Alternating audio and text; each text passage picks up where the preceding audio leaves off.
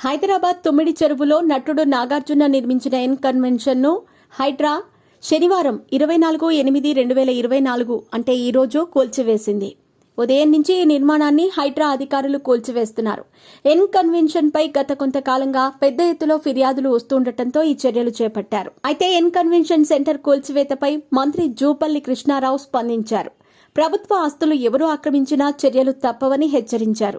ప్రభుత్వ ఆస్తి అంటే ప్రజల ఆస్తి అని తెలిపారు. వ్యవస్థలు తమ పని తాము చేస్తాయని స్పష్టం చేశారు.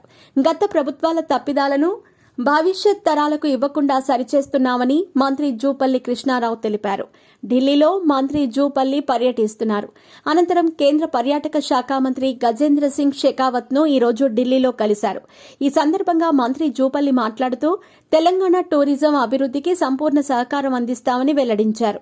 టూరిజం అభివృద్ధికి తెలంగాణ అనుకూలంగా ఉందని వివరించారు. ఎకో, మెడికల్, టెంపుల్ టూరిజం అనుకూలంగా తెలంగాణ ఉందని మంత్రి జూపల్లి కృష్ణారావు స్పష్టం చేశారు.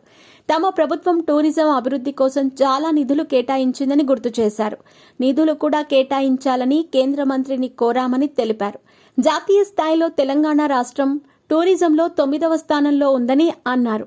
టూరిజంలో 1, 2 స్థానంలోకి తీసుకొచ్చేందుకు ప్రయత్నం చేస్తున్నామని వ్యాఖ్యానించారు. తెలంగాణ ముఖ్యమంత్రి రేవంత్ రెడ్డి ఆధ్వర్యంలో అభివృద్ధి దిశగా ముందుకు వెళుతున్నామని మంత్రి జూపల్లి కృష్ణారావు పేర్కొన్నారు.